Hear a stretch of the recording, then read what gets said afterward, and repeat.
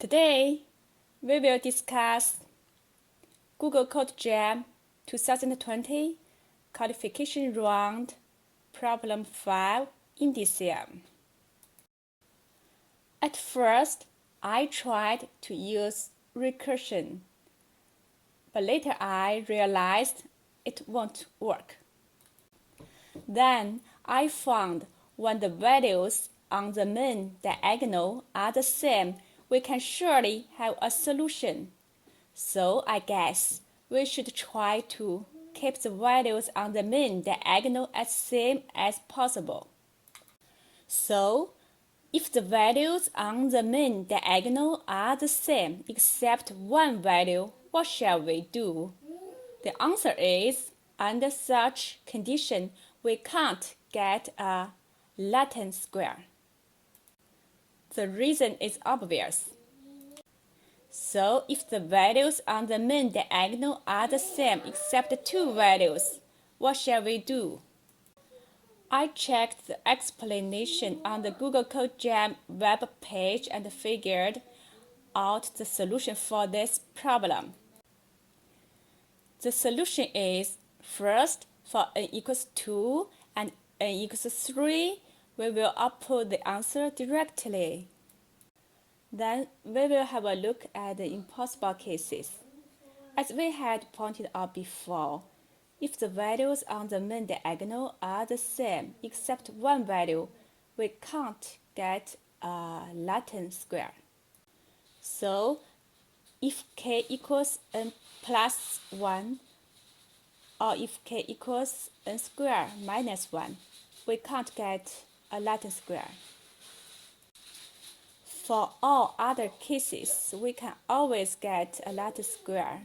I will explain step by step, under such conditions, how to construct a Latin square. Step 1. Find the values on the diagonal. K could be achieved by 1b, 1c, and some a's. That is, at least n minus 2 values are the same. Here are the methods and codes to find A, B, and C. 1b doesn't equal C. We need to be careful to avoid the situation that all values on the diagonal are the same, except one value. Step 2. We will fill in the first two rows, which contain B and C. If B or C doesn't equal A must be put in the two correct cells first. Then we use bipartite matching to fill the rows. What is bipartite matching? I found two YouTube videos useful to explain this algorithm. You can skip the two YouTube videos, and I believe you can still understand my explanation. We will fill in the rows from the first row down to the last row. The algorithm can be applied on all the rows, including the first two rows.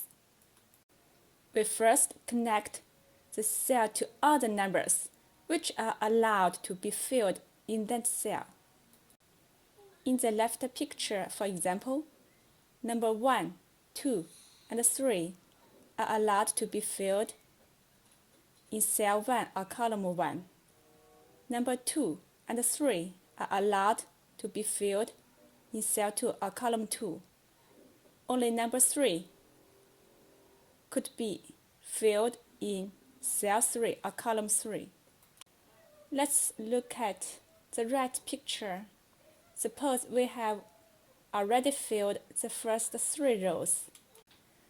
We want to know which numbers are allowed to be filled in the third column of the fourth row. We can't fill the diagonal value into that cell, neither could we fill the values in the same column but in the first 3 rows into that cell. Well, we have made the bipartite graph. We'll try to find the bipartite matching. If we can find a direct edge to connect the cell to a number which has not been used, mark this edge used. For example, let's look at the left diagram. Suppose we filled 2 in column 1, filled 3 in column 2. If we can't find a direct edge to fill the cell with a number, we will try to find a path from the cell to an unused number. For example, let's have a look at the right diagram. Since number 3 is already filled in column 2, we can't find a direct edge to fill column 3. But number 1 is not used yet. We can find a path from column 3 to number 1.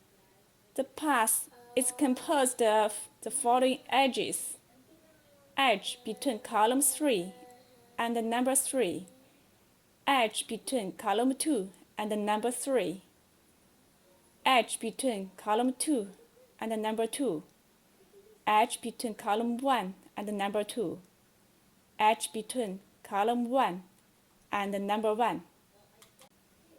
The first edge is an unused edge, then a used edge, then an unused edge, then another used edge.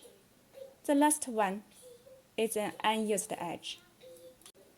Then we mark the unused edges in the path to used and the used edges in this path to unused. Look at the right diagram. By doing this way, we will find each cell a used edge to connect the cell to a number. Step 3. Fill in the rest rows.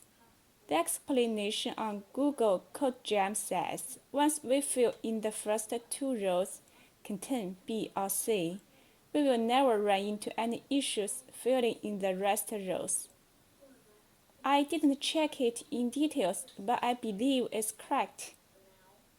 We use the bipartite matching, which I explained just now, to fill in the rest rows. Now let's look at the code.